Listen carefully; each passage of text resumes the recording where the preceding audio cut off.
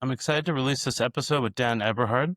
Dan is the founder and CEO of KOHO. KOHO is one seamless platform for your money and life. Founded in 2014, they are the forward-thinking fintech company dedicated to financially empowering a generation of Canadians. With a Mastercard and innovative tools, they provide their users with the ability to earn, spend, borrow, build credit, and budget all in one convenient app. We discussed a lot of interesting subjects in this episode, very few to do with KOHO specifically as a company, but we talked about KOHO's team size, revenue per employee, data, non-consensus things, AI, and much more. This was a really fun conversation and a lot of subjects that Dan is passionate about and has not talked about on a podcast format. So this was a lot of fun. Just want to shout out our three sponsors before we jumped into the episode. VanHack. Let me introduce you to VanHack. Startups of all sizes choose VanHack because they only offer handpicked developers with 3 or more years of experience and have strong portfolios. Great Canadian tech companies like Neo Financial, Fair, Wattpad, Applyboard, and League have worked with VanHack, and they had an amazing experience. Go to vanhack.com and check out their talented pool without having to log in and see for yourself. And when you sign up, tell them Evan sent you for a 25% discount. Float is a complete business finance for Canadian companies. They offer modern financial services, powerful software, and industry-leading support designed for every industry and stage of growth. Their integrated suite of products include corporate cards, FX, bill pay, expense management, and high-yield accounts, which gives finance teams everything needed to manage spending and cash flow efficiently so they can keep pace with the demands of their business. To learn more, visit floatfinancial.com. Just because the economy is uncertain doesn't mean your shred claim has to be. Bloom is all about predictable value. They're the only shred firm that guarantees their work. They meet with you every quarter and show you exactly how much you've accrued. And their pricing, it's posted online with a cap, so you know what to expect. No guessing, no surprises. Head to shred.ca and see why more Canadian innovators choose Bloom. Without further ado, here's the fantastic episode with Dan Eberhard from KOHO. Yeah, I think I'd love to start with, I asked Paul Demeray, Paul D3, for just some questions for you. And he said there was some infamous workout video that you did early KOHO.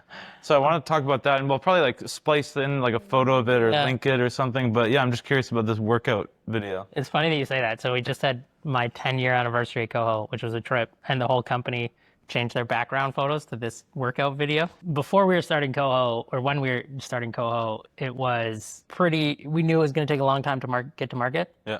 And really didn't know, and it would suck to do all that work to figure out if it was legal and allowable, and then find out that nobody cared. And so I found this guy who made Kickstarter videos, and his Kickstarter success rate was 80%. So for what his Kickstarter things got funded, and made this very janky, flew to Chicago over a couple of days, shot this video, and it was the original kind of pitch for KOHO, because we wanted to kind of basically build vaporware to see if people cared and whether they would sign up.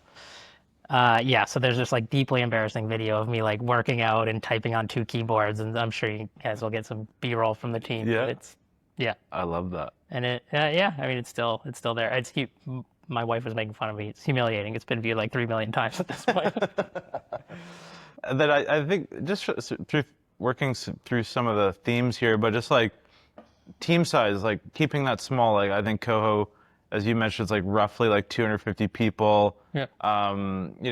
You talked about kind of publicly just revenue per full-time employee. What are just some of your thoughts around that, keeping that relatively small, especially, during the ZERP era, just people were just, hey, our team is this big, we're that big, so. Yeah, I think headcount is an increasingly useless metric, and probably in fact a counter signal to productive businesses. And you're seeing this now with so many businesses come out and hitting $1-2 million rev per FTE early, 5, 10, 20 person teams.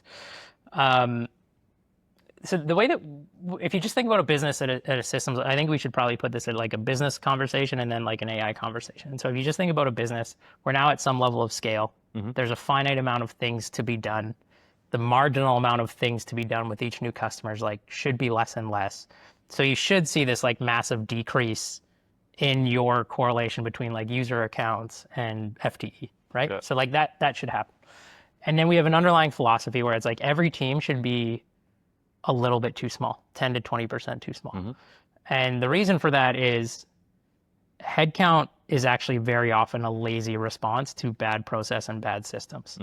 And it's just a natural thing. You like get more people instead of taking the time to evaluate and underwrite the process itself. And so we always have been quite disciplined in this. And, going through ZERP, where I was literally getting board members as a heuristic telling me to double my engineering team every year. And then those same board members being like, why is your burn so high as soon as ZERP ended? Was like really enlightening for me. And so, yeah, we've always been disciplined. And the way that we think about this now is, KOHO is roughly 250 people. We'll break $1 million rev per FTE this year. Within that, we think that KOHO will never be more than 350 people. And then you kind of look at RBC and you're like, RBC spends $40 billion a year on headcount. They have 120,000 people. And so we honestly think we can do this with 1/100th of the cost structure. And that was kind of bearing out before AI. And now in a world of AI, I think it's like almost inexcusable to grow your headcount. The only thing that I would say is flat headcount's kind of a misnomer. Some departments go up and some departments go down. And it's important you get this right within the team and bring folks along for the journey. Of course, you don't want to be dogmatic about it. Sometimes your risk team needs to get bigger when you're launching new products. But you really don't want it to be a knee-jerk response to go in and get headcount. And you can do the math. You can say, okay, salary is $150,000. If you make $100 per user per year, you got to get a lot of users to offset one headcount. So anyway, that's been our philosophy. It's like working well, and I think we'll continue to. We're underwriting to it. On the concept of like 10x people, I think everyone's always heard the term like 10x engineer, like 10x employee. Now with AI layered on top of that, so I guess we could talk about like a true 10x individual. But then also like AI and tools, like can a 10x person now be a 100x person? Yeah. I mean, we're measuring this and we've kind of broken AI into developer enablement and everything else. More than 60, 70% of our dollars are either like product data development. So we're really focused on that. And we are seeing that it is objectively a 3 to 5x. So if we're going to spend $20 million on engineers this year, you're like, that's $60 to $100 million in value you create if you could get the whole team there. Which is like, if that was a product, that's massive, And what we are seeing, which is not surprising, is there are a bunch of folks who are leaning in, and they are going way faster, objectively. And we measure our Amazon Bedrock calls, which is like our API service, and we see how many API calls our engineers are making. And then there's a bunch of folks that are in the middle, and we want to do everything we can to bring these folks along. And then there's a bunch of folks not a bunch of folks, there's probably going to be a few people in a group of 100 plus people who aren't going to get on board. And we want to bring as many people along as we can. But unquestionably, 10x people exist. And it is not fair to those 10x people to not surround them by as many 10x people as you can, And again, we try and be, one of the things that I don't think gets talked about enough with AI is to ignore the humanity of it and the dignity of it. And this is people's vocation, and that you should respect that transition.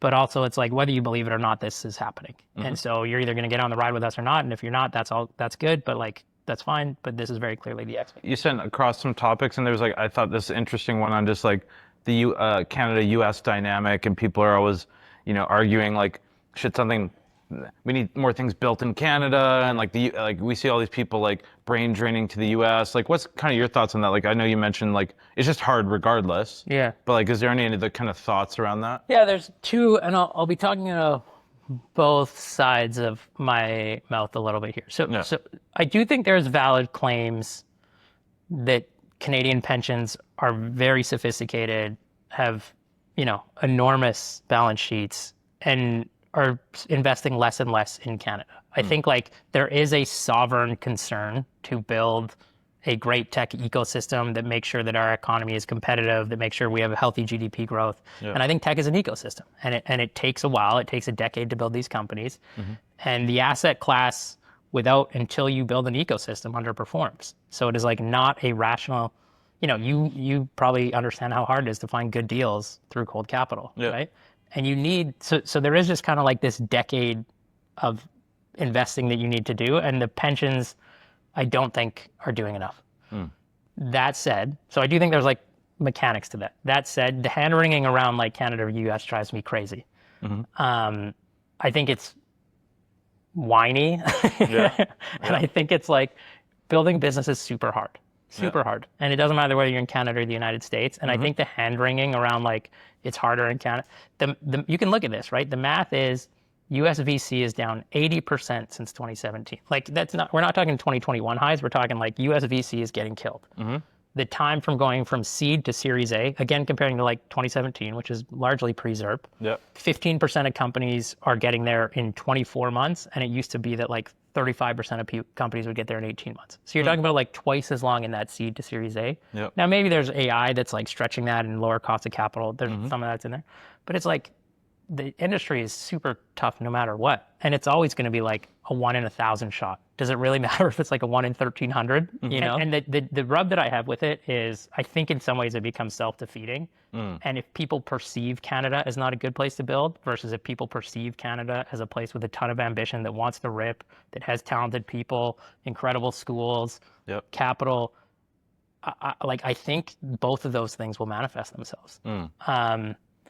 So yeah, I don't have a lot of time for it. I think it's negatively correlated. There's a lot of, frankly, like shred zombie companies that put up their hand and are hand wavy about this stuff, and I think it should just be ignored. Yeah. And then like this concept of like culture of winning and like, you know, I think there's groups like Build Canada and a lot of like kind of movements there, but like how do we kind of like do that? Is it just kind of like a small group of like folks and we just like really focus and like create some positive momentum there? Like how do you kind of think about that? Like what are some ways that we can improve that, you think? Yeah, I honestly, I think because it's easy to talk about the data and the capital and the VC dollars and stuff, like I tend to think we over-rotate that. I actually think this is much more of a cultural conversation. You know, this is semi-related, but Trudeau said that Canada was like a post-nationalist state, or you know what I mean? And it's like, that's just so crazy. We should have a Canadian identity. We should be really clear on what that Canadian identity should be, and it should be bold and ambitious and all those kinds of things. And you know, Toby's talked about this go for bronze culture. It's like this is a cultural problem. All of the capital, all of the structural things are downstream of us just like truly trying to build world-class companies, fundamentally believing we can compete with anybody. Like I mean this when I say this. I think KOHO's management team could go toe-to-toe with the best companies in the world. You know, and some of them are based in the United States, and but the point is like we're Canada based, and I think it's not that there's not incredible companies that we admire and have so much to learn from, but I really think, and KOHO's not alone in that. I think there's like, you know, I don't remember Sean Silkoff wrote this article, but I was shocked when I found out that there are 70 tech companies doing more than 100 million in revenue. You know, I thought there'd be like 12. You know? I did too. Yeah, everybody did. But that's because we just have this like identity crisis in Canada. This concept of data is overrated. Like, what do you think about that, especially in a world where everyone wants to crunch numbers and look at graphs and things? Like, how do you kind of think about that? Yeah. It's probably simplistic to say data. Well, maybe data is overrated. I would say it's much more of a liability than people think it is. And I'll preface this by saying I think KOHO is like a very quantitative shop, and we are very ROI driven and we're very mathematical. But beyond that, I would say there's like a couple liabilities and a couple traps that people fall in with data. And the first one is like, I think truly great product is never a function of like the best A/B test. That's like truly great product is a function of like taste and craft and aesthetic and judgment and all of these soft and squishy things, which recognize the human on the other side that's using the product. And like no data is going to get you there. The way that we talk about this at KOHO is, I think that like our data and our quant kind of set the slope of the organization, but our craft set like the peaks and the valleys. You know what I mean? And so that's when we will say like, what if we could, or conversely, we will be like, ugh, this is shit. Like we got to do better than this, you know? And so I think that data in and of itself is a liability in that respect. The other thing is I think like A/B testing, I think that a lot of these things end up sort of abstaining the responsibility to the user.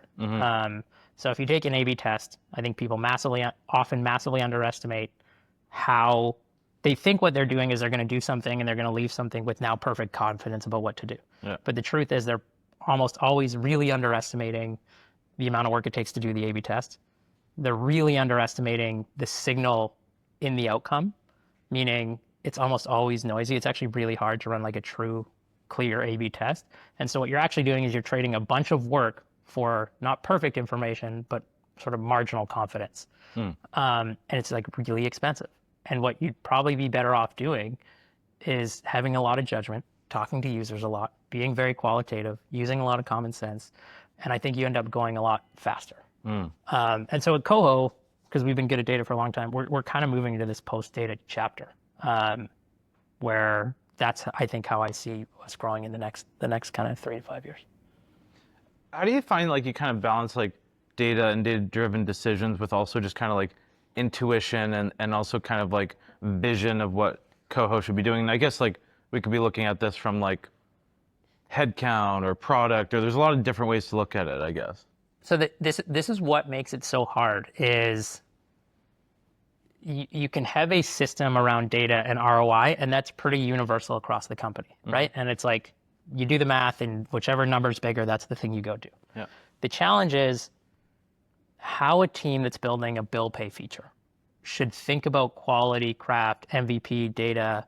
Like how do you ascribe value to the fact that this is a feature that nobody comes to KOHO for its bill pay, but it has to work 100% of the time. Whereas if you're like building something that's a feature that we don't know much about, we'll do like a minimum lovable product.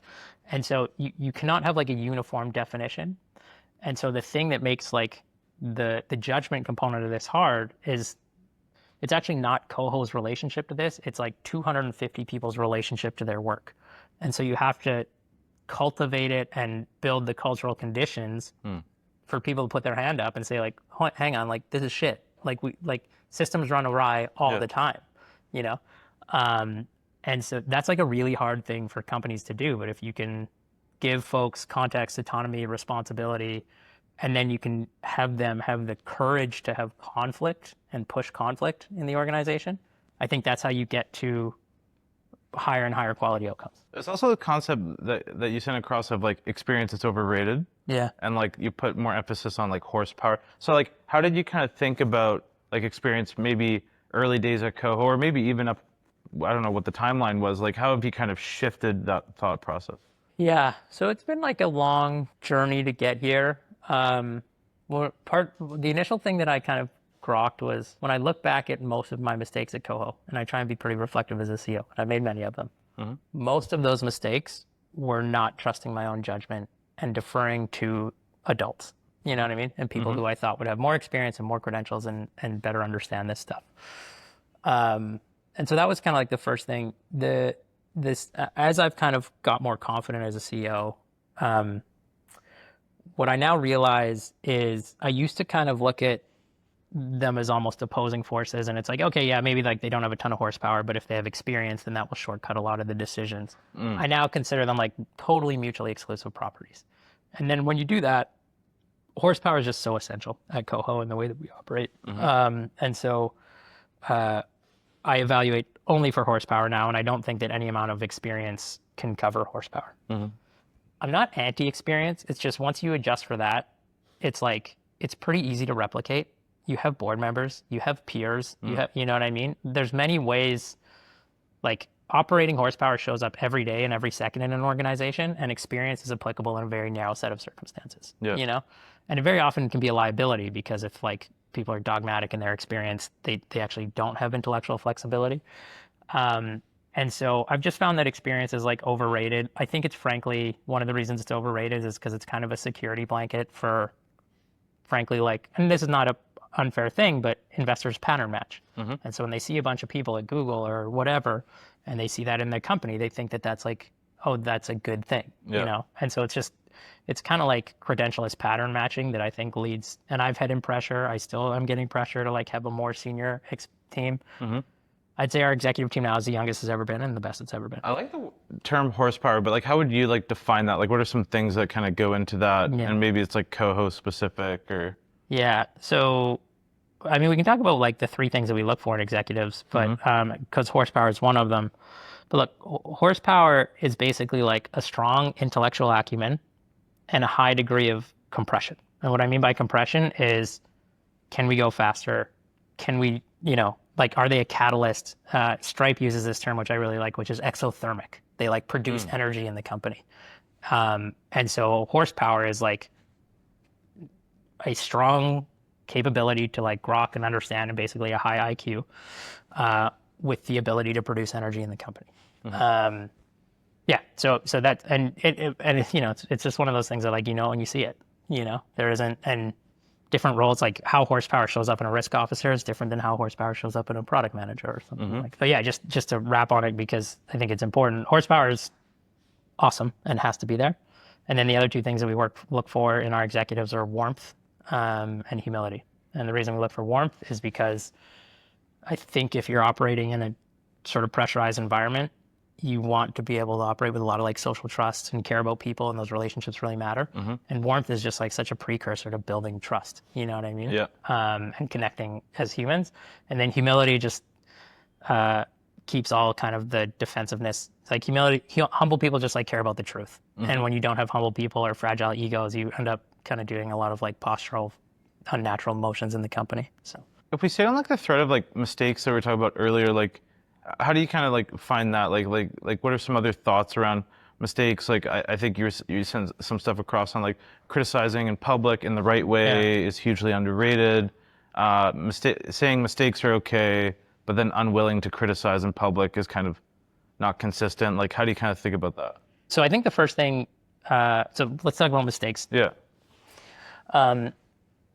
A lot of startups say that like mistakes are no big deal. I think mistakes matter, but they come in varying qualities, right? Like we're in a performance business. Amazon has this thing I've always liked, which is the job of an executive to like be right often. It's not that mistakes don't happen, but you're in a performance business. And you should be clear about that. Within that though, the way that we think about this is we try and have a vocabulary around it, which is like, yeah, mistakes are going to happen. How people respond to mistakes is way more correlated to performance than the fact that they occurred. Right? So the response matters way more. The quality of mistakes is a function of like the way that the availability of the information that could have avoided it. So if you like didn't go read the Notion doc and that led to a mistake, that's a bad mistake. If you like didn't know how users were gonna react for when you introduce this new fraud tool, that's a good mistake. You know what I mean? We'll live with that. And so recognizing that mistakes are part of the job, it did feel intellectually inconsistent that then you would not, that when somebody makes a mistake, you take them to the side and you put your kid gloves on and you'd be like, and now the learnings of that mistake are only in that one-on-one environment. And what you should actually want, if you truly believe mistakes are okay, is everybody can share in those learnings together. Yeah. And that's just like a huge accelerant to the rate of learning. And it drives me crazy in the company to see the same mistake repeated across multiple departments. 100%. You know, and it's just like such an unforced error, when if we could just be tough and not have kid gloves on, we can all learn together. Now, it's hard. You know what I mean? Like, I get it. And so I think there's two things that I try and do, because I don't do this everywhere and I don't do it all the time. The first thing is I make more mistakes than anybody, right? And I try and talk about that. And I go pretty hard as a CEO, but I encourage people, but I also know my hit rate's not 100. So it's my team's job to tell me, be like, hey, this, like, you're thrashing, knock it off, you know? And that you gotta, like, if I'm gonna run hard, I have to build the error correction into my own system so that I have executives around me who can challenge me, who can tell me to shut up, who can, you know, that kind of stuff. Otherwise, it just like is one-sided and not fair. The other part is I typically only criticize top performers in public because they know the game. And most top performers, if they're humble, are honestly appreciative of the push rather than like feeling fragile and, you know. So I think it's gotten to the point now where people are like, I think mostly okay with it. But we're working on it as a company. I just think it's like it's a definitely handicapped rate of learning to like not to isolate your mistakes into small pockets of the company. What have you learned about hiring over like the years of building the business? Like maybe there's things that you were looking for, and I guess this ties back into kind of like things that you kind of look for in individuals and how like things have shifted. But like, what have you really learned about that hiring function and doing that really well, especially with like your thoughts on team size and all these other things? I think hiring is like a really imperfect science. Yeah. It's really hard. I think the best team, so we've done some mechanical things differently here. My intuition is hiring, you get it right 60 or 70% of the time. You know, not to get into the whole founder mode thing, but like the thing that Paul Graham, that struck me from that founder mode thing, which I thought was by and large a fairly obvious essay, was that executives are the best liars in the world. And I don't think that they even necessarily know that. It's just like if you've spent your whole career at Google, you've traded on one type of professional capital, and that's a very different professional capital than KOHO. You know what I mean? And so it's just hard. And it's not hard for like they're misrepresenting themselves. It's just, it's very hard to articulate everything that KOHO is and everything that their background is and really understand those things. So we recognize that it's hard. And so what that means is we have a 6-month probation at KOHO, and a lot of folks have 3-month probation. And what I would see happen on 3-month probation was you'd have like some small percentage of people who are crushing it, and that was a no-brainer. And you'd have some small percentage of people that were not a good fit, and that was a no-brainer. But 70, 80% of people are in the middle. And then the team would always default to onboarding's tough. They didn't get the best start. There's been a lot of change in the company.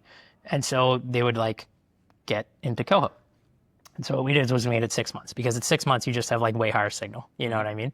And then the manager has to be willing to go to bat and say, I made the right hire here, and this is the right person. And same with me, right? Now, conversely, on the other side, what we did once you've made it your 6-month probation is you actually start vesting at 6 months. So most companies, you start a year out, you have a 3-month probation, and then a year out, you start vesting. We're like 6 months, but once you're 6 months, you're in, and you have equity, and you start vesting immediately. And so it's kind of like more about error correction than it is just like acknowledging the limitations of hiring. So that's like a mechanic thing. The thing that ties back to this kind of experience thing is just like, I underestimated how useful the mission was and what we're trying to achieve as an organization for a really long time. But it's just like, it's such a battery of grit and resilience and care and long-term thinking and all this other kind of stuff. I think that if people have that, and then obviously the other 3 things that we talked about, you can kind of figure everything else out. What are some things that, like, on your side from an AI perspective that you've been leaning into? Like, obviously Toby had that kind of memo that they released, and it's like, hey, it's all about like the speed of which you jump to an AI tool. Like, how have you seen that maybe yourself, and then also kind of like, how have you kind of pushed that internally as well? We've been on this for a minute. We actually were like quite quiet about it and chose not to talk about it for a long time. I think like words out, you know? But yeah, so we've run pretty hard at it. What I would say is we kind of put it in 2 buckets, and then even within that, there's different chapters. But the 2 buckets are like dev or non-dev, and we're super focused on the dev enablement for the reasons we talked about earlier. One of the things that we've found, and so we built our internal tool, it's called Cortex. As you can imagine, when you're in finance, permissioning matters, and PI, like sensitive information, card, all that stuff has to be protected the right way. So we knew that we needed to build our own tool pretty early. So we've had that live for probably a year. Yeah, and so where we are is the thesis is this. Everybody is mapped to how many API calls they're making per week. And it's not that they have to use it, but we do want to understand that people are engaging with it. We recognize that like this is a rate of improvement argument, meaning it's shit at some things right now, and we should know where it's good and we should know where it's bad. And the important thing is we find out those contours quickly. We've been really clear we're going this way, and that folks are getting on the train. What it means for us is those folks we're being very prescriptive with. And this is the tool, and the thesis is if you're 3 to 5 times faster, the opportunity cost for not having hands-on keyboard time is really expensive. Then what follows from that is like, how do we get as much hands-on keyboard time as possible? And then you're like, well, a team of 8 doesn't make sense, because that's more meetings, more overhead, more whatever. So we're not eliminating people, we're making our atomic unit of a team smaller. Because I bet you it's 30 to 40% of engineers' time is actually spent writing code, and the rest is other stuff. And it's like, if you can write code 3 to 5x faster, and if you can take hands-on keyboard time from 30% to 60% or 70%, is a big deal. And so that's the team. And one of the things that's maybe counterintuitive there, we're really prescriptive with that team because there's a bunch of AI enthusiasts at KOHO, and the amount of time that we lose to like tinkering just because the space moves so quick, you know? And so we have like AI people And all they do is determine what tools people can use to write code and all that kind of stuff, because all of these things have a learning pattern and scope creep and whatever. Yeah. So that's that. And then the other folks that are not engineers are all expected to be, reflexive AI. And we have 6-week check-ins with every single department using Amazon's single-threaded owner model. And those folks have way more sort of agency in terms of what tools they use. But we do have this kind of this floating group. I learned this from Sebastian at Klarna. They have this kind of like floating AI team, which are there to just support other departments. Mm-hmm. That just helps people be educated, have thought partners. Hey, I'm thinking about this tool, all that kind of stuff. Because there is definitely like what we found over and over again is you really have to bring people their holy shit moment with AI. And then once they get it, they're like, oh, I get it. You know, and you do get that reflexive, but it takes way more work than we thought to get people there. To stay on that thread of like, Sebastian and like getting something like that, like how have you really thought about like learning from your perspective as like the founder of the company? Yeah. Like how, like, and maybe there's some AI specific stuff in there, but also just kind of like learned all these things. Obviously there's a process of just like going through it, you're going to learn from it. But like, how have you thought about like hearing about something, advisors, mentors, mixing that with a bit of your gut and your vision of how as things it pertains go? to AI? AI or just like building a company in general? I think the rate of learning for the founder is like very determinative of the rate of progress for a company. And so I think the through line then it's like, it's kind of incumbent upon you to be an active learner as a founder. Yeah. And the way that I think about this, and the way this is like part of KOHO onboarding, but if you ask somebody at KOHO today what it was like 6 months ago, they'll be like, oh, it was like chaos and it was all over the place. But like now we got it figured out. And it's like, no, but if you go like 6 months forward and you look back 6 months, you'll be like, no, this would be the chaos, And so like, how can we shortcut that? I think that this is like I'm big on executives creating space in their life. I think it's impossible to think strategically and to act judiciously if you're just like drinking from a fire hose all day. Yeah. So as an example for AI, there was like a bunch of work streams I did. I went like really old school in like Porter's 5 forces and SWOTs and like, what does this mean, to try and be really intellectually honest about where this is good for us and where this is bad for us, right? I also went and studied like what was I went deep on the Industrial Revolution. I went deep on a bunch of different sort of like technological breakthroughs and understood and tried to understand not just like the experience of those that were having it, like if you're on the front lines of Bell Labs, but then how working conditions changed 20 or 30 years after the innovations of Bell Labs, because the human component of those things is the same, and like the resistance to change, and there's some distribution of like early adopters and Luddites and everybody in between, and then of course I play with the AI tools myself and have built stuff, and I think if we're going to pressure test departments, it's obviously we would lack credibility if I wasn't like AI fluent myself in all the ways that I should be AI fluent as a CEO. If we just shift gears onto like government, like obviously we had election fairly recently, and just your thoughts on like small government, and I know there was some talk of both parties kind of wanted to focus on that, so we'll see if that actually happens. But like, what do you think about kind of small government? And then also that kind of ties into what we've been seeing in the U.S. with Doge, and I think you had some notes around like we just don't even understand how big the government has grown as well. Yeah. So let's talk about Doge, and then we'll bring that, because first of all, Doge has been like, I think, fairly ham-fisted in how they've gone, and so like putting aside the pandering nature of some of the Doge stuff that I don't love. I find a lot of criticisms of the Doge pretty intellectually dishonest, insofar as like we're laying off people and eliminating jobs, because I actually think that we are. So you can go back and you can like this. In 2005, the federal debt from the founding of the United States to 2005 was about $3 trillion. Okay, today that number is 35 trillion, right?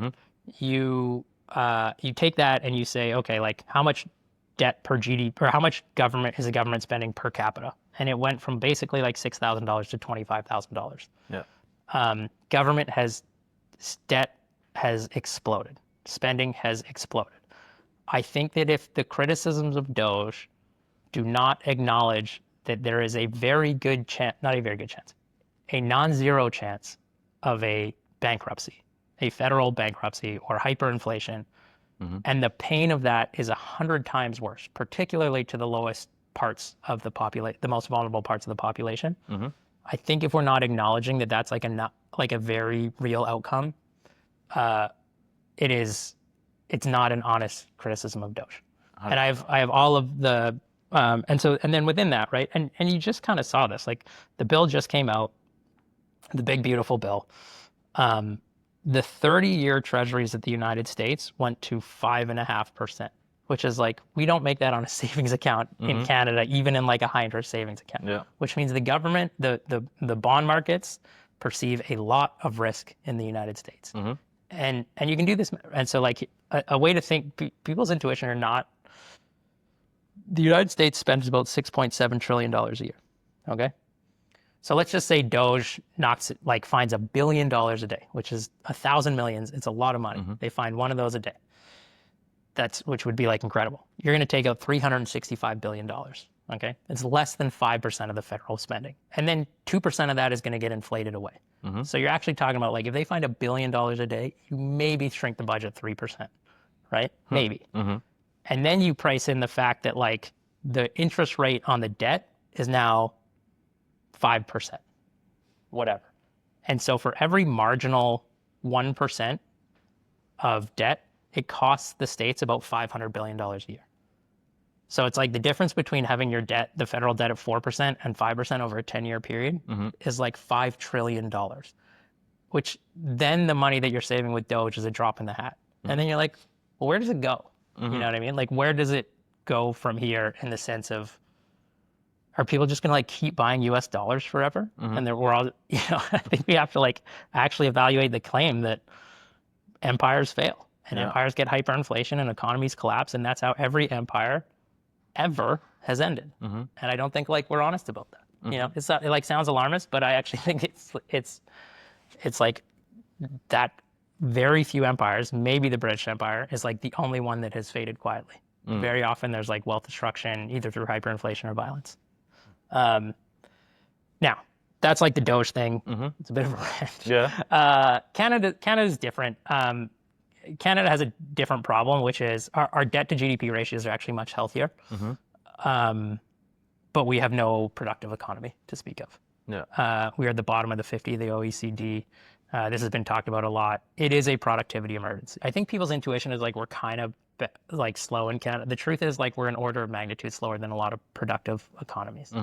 You can look at this from Vancouver. The cost per mile of Vancouver subway through this SkyTrain that they've been working on forever, I think is on the order of $500 million. They're doing this in Barcelona right now for $39 million. That's a developed country. Yeah.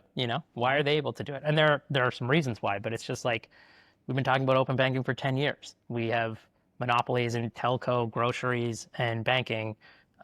Like we're just not a productive economy. And I think the compounding effects of not being a productive economy are, you have kids? Do you have kids? Not yet. Not yet. Yeah. My kids will have a very different set of opportunities if we don't fix this shit. Yeah. Yeah. And so, yeah, it's just a different set of problems that we can talk about the cultural and the structural components there, but it's both of those things I think are emergencies in their own right. I think from like a closing question, I guess like for me, it's, building KOHO in a very, and I know like building is hard everywhere, but from building a fintech company in Canada specifically, very challenging, especially on the consumer side, and being at it for such a long time, and seems like you still have the energy to keep going for another long period of time. How do you kind of think about like that energy management, doing things for a long time? Obviously, like you love the business, you're passionate about it, like you want to make impact, but like what are the things kind of beyond that kind of drive like that longevity? Yeah, it's actually a really important question. And I don't love the business every day. You know what I mean? It's hard. Yeah. But I actually think, there's this thing that we talk about it. So there's like brick makers that build the Sistine Chapel, right? And I'm not at all saying we're building the Sistine Chapel, but I think the metaphor is good. And there was people who showed up every day and they're like, ugh, I'm laying bricks. And there was people who showed up every day and said, I'm going to play some small role in this building that's going to bring peace or grace or dignity or whatever to. And both of those things are true. You know what I mean? And so I want to live in the latter camp. And so I think that has to be cultivated.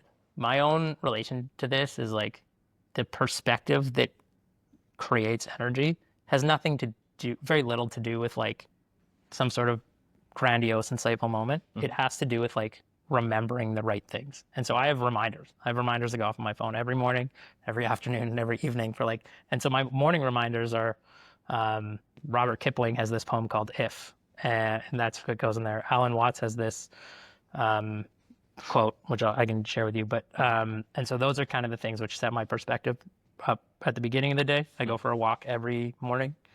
I treat that as like sacred. And I think, and then, you know, towards around the afternoon, I set a reminder. I'm like, okay, now I'm in dad mode. Now I just want to be a great dad.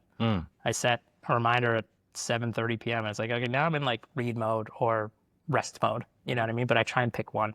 And so it's more about having a system to increase the likelihood that I'm doing the right things than it is like, I don't know, some divine insight or something like that. Like I'm pretty methodical about it. And I feel very grateful. I genuinely believe like you, or I think it's like a really lucky thing if you get to build anything that people touch and use and listen to and whatever. Like I think building is noble. You know? I love it. Dan, it's been a lot of fun. I really appreciate you taking the time, and I'm glad we could do this in person. Thanks, man. Thanks for having me. This was great. That was a lot of fun. Thank you. Thanks, brother. That was great. Good. Thanks, man.